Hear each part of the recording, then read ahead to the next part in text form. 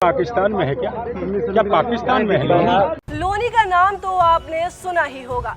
सवाल यह है कि क्या लोनी पाकिस्तान में है? ये हम नहीं कह रहे हैं, ये सवाल पूछा है मदन भैया ने। आखिर खतौली से जीत के बाद लोनी और पाकिस्तान का ये कनेक्शन क्या है?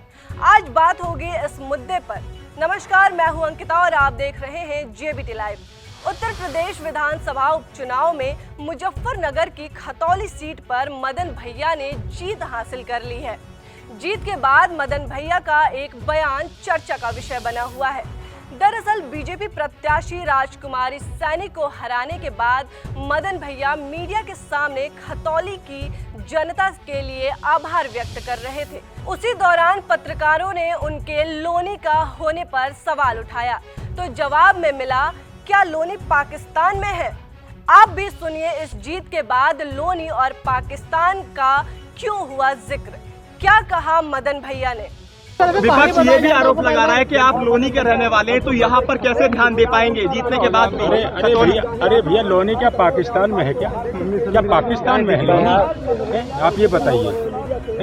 आप कम से कम ऐसी बातें इसलिए नहीं करनी चाहिए कि हम भाईचारा जोड़ रहे हैं। लोनी अभिन्न हिस्सा है, खेकड़ा अभिन्न हिस्सा है, मेरठ अभिन्न हिस्सा है, इलाहाबाद अभिन्न हिस्सा है, गोरखपुर अभिन्न हिस्सा है। लोनी का जिक्र किया, लोनी प्रदेश का ही हिस्सा है, लेकिन एक बड़ी जीत खतौली वासियों ने आप पर भरोसा जताया है इस आरोप के बावजूद कि बाहरी प्रत्याशी है। लोनी भी हम जीते थे, 1.25 लाख वोट लेके जीते थे। यहाँ का प्रशासन निष्पक्ष था, वहाँ का प्रशासन निष्पक्ष नहीं हो पाया था।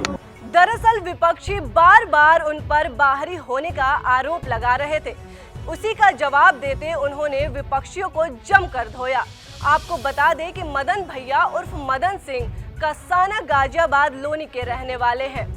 विधानसभा सीट से 4 बार विधायक भी चुने जा चुके हैं। सपा रालोद गठबंधन में यूपी की खतौली सीट विधानसभा उपचुनाव में जयंत चौधरी के खाते में गई थी। इसके बाद जयंत चौधरी ने खतौली सीट पर बीजेपी की राजकुमारी सैनी के सामने मदन भैया को मैदान में उतारा, जहां मदन भैया जयंत चौधरी की उम्मीदों पर खरा भी उतरे। खतौली विधानसभा सीट पर 22,000 से ज्यादा वोटों के अंतर से जीत दर्ज की। अब थोड़ा आपको मदन भैया के राजनीतिक पारी के बारे में बताते हैं। मदन भैया ने वर्ष 1989 में पहली बार निर्दलीय उम्मीदवार के तौर पर बागपत की खाकड़ा विधानसभा सीट से चुनाव लड़े थे।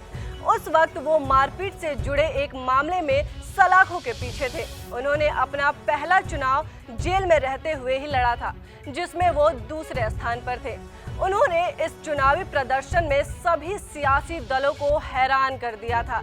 15 साल पहले तक बागपत की खेकड़ा सीट उत्तर प्रदेश की सबसे बड़ी विधानसभा सीट थी।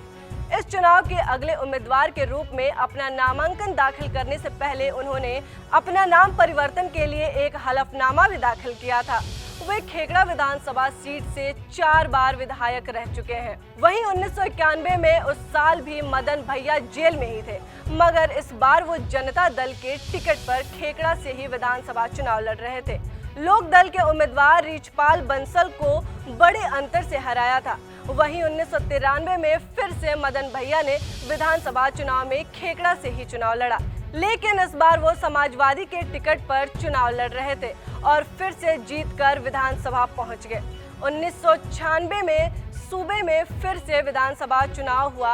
मदन भैया खेकड़े से ही चुनाव लड़े, लेकिन इस बार उन्हें बीजेपी उम्मीदवार रूप चौधरी ने शिकस्त दे दी। वहीं 2002 में राज्य में एक बार फिर विधानसभा चुनाव हुआ।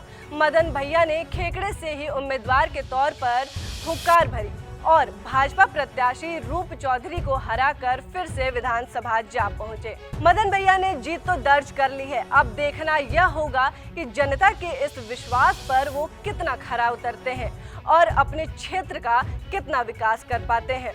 देश और दुनिया की तमाम खबरों को देखने के लिए आप बने रहें JBT लाइव के साथ। नमस्कार।